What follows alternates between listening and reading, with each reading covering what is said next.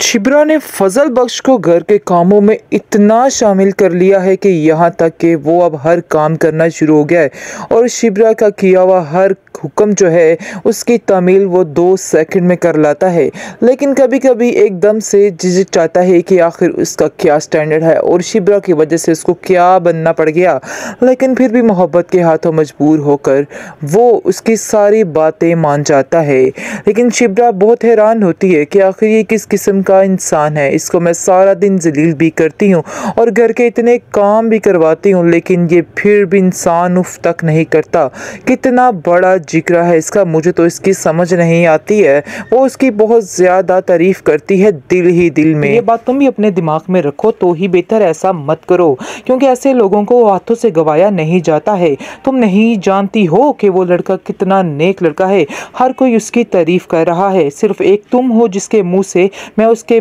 बारे में कोई भी अच्छी बात नहीं सुन रहा और मुझे उम्मीद है कि तुम भी बहुत जल्द ठीक हो जाओगी और अपने दिल से सारे गिले शिकवे निकाल दोगी। और देख लेना कि ऐसा ही होने वाला है, इसलिए मुझे बिल्कुल भी किसी बात की कोई टेंशन नहीं। बहरहाल वो काफ़ी ज़्यादा उसको सताती है लेकिन वो अपनी मोहब्बत पर पूरा उतरता है और उसकी हर बात को चुप करके खामोशी से बर्दाश्त कर जाता है और खामोश हो जाता है, लेकिन एक लफ्ज़ नहीं बोलता है।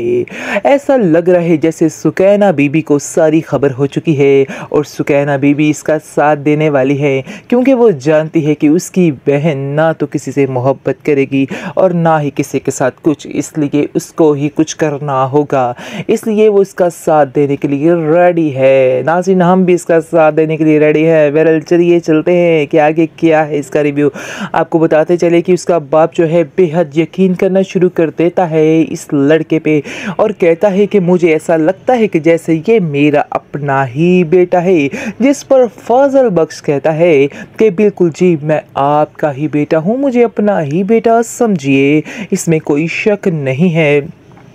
बहरहाल काफ़ी ज़्यादा उनमें अंडरस्टैंडिंग होती जा रही है और काफ़ी ज़्यादा वो अपनी बातें भी उससे शेयर करने लग जाता है, अपनी परेशानियों का जिक्र करने लग जाता है और काफ़ी परेशान भी रहता है क्योंकि उसके अंदर हराम काम की कोई चीज़ है ही नहीं। इस वजह से उसको हर चीज़ में मुश्किल पेश आती है। जी ऐसा ही है, इस दुनिया में रहने के लिए ऐसे लोगों का गुजारा करना बेहद मुश्किल है और तरह तरह की ठोकरें मिलती है और हर जगह पर उनको रुस्वा किया जाता है, इसलिए वो बहुत परेशान रहता है। लेकिन शामिर उसको समझाने की कोशिश करता है कि आपको परेशान होने की कोई ज़रूरत नहीं है, टेंशन मत लीजिए। दूसरी तरफ दाऊद काफ़ी परेशान है लेकिन उसके अपने बेटे की काफ़ी सपोर्ट मिल रही है और वो अपने बेटे के साथ काफ़ी हैप्पी शैप्पी है क्योंकि वो जानता है कि शामिर हर चीज़ को बड़े अच्छे तरीके से हैंडल कर रहा है और उसको अब इस चीज़ की सारी टेंशनें ख़त्म होती जा रही हैं। इसलिए आप देखेंगे कि वो शमीर से कहता है कि तुम जो कदम उठाना बड़े सोच समझ के उठाना,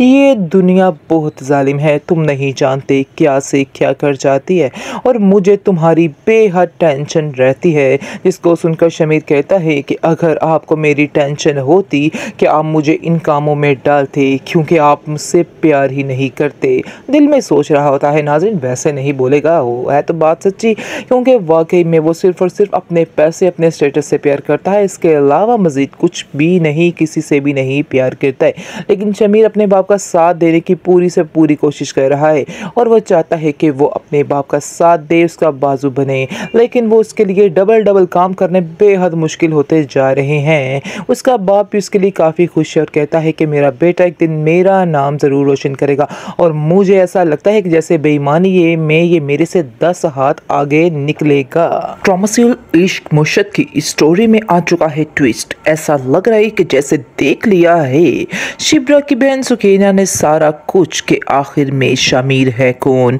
और वो किस लिए ये सब कुछ कर रहा है और उसको इस चीज़ का शक हो चुका है और लग तो ऐसे ही रहा है कि जैसे वो उसका साथ देने वाली है और उसकी हर चीज़ में सपोर्ट करने वाली है क्योंकि वो जानती है कि शिब्रा का ऐसे तो कहीं भी रिश्ता नहीं होने वाला, सही तरीके से तो मुझे ही कुछ करना पड़ेगा। इसलिए आप देखेंगे कि वो चुप करके खामोशी से इस बात को सपोर्ट करती रहेगी, लेकिन शमीर भी अपना बहुत अच्छा किरदार निभा रहा है, अपने बाप की मदद भी कर रहा है और दूसरी तरफ शिब्रा की मोहब्बत में ये सब कुछ भी कर रहा है। उसके बाप को, शिब्रा के बाप को काफ़ी ज़्यादा तसल्ली हो चुकी है उसकी, और वो अपनी हर बात उससे शेयर करने लग जाता है। लेकिन ये अंधेरे अंदर शमीर को ये बात खाई जा रही है कि आखिर अगर हकीकत इन सब लोगों पर खुल गई तो आखिर उसका क्या हाल होगा, क्या अंजाम होगा उसका। ये चीज़ उसको दिन रात परेशान करती रहती है, इसलिए वो अब काफ़ी परेशान रहता है कि ऐसा ना हो कि उनको इस चीज़ का पता चले तो वो उसको छोड़ दें। इसलिए ये बात उसकी टेंशन काफ़ी ज़्यादा बढ़ा देती है।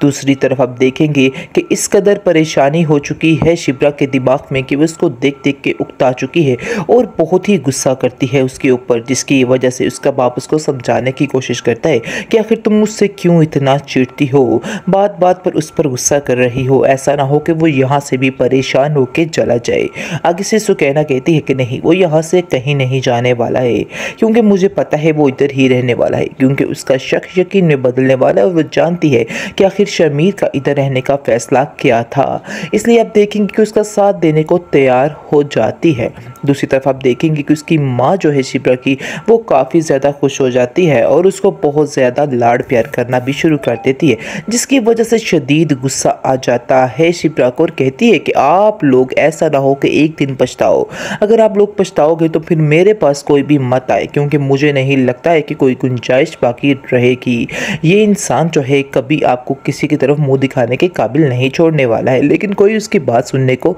तैयार नहीं होता है।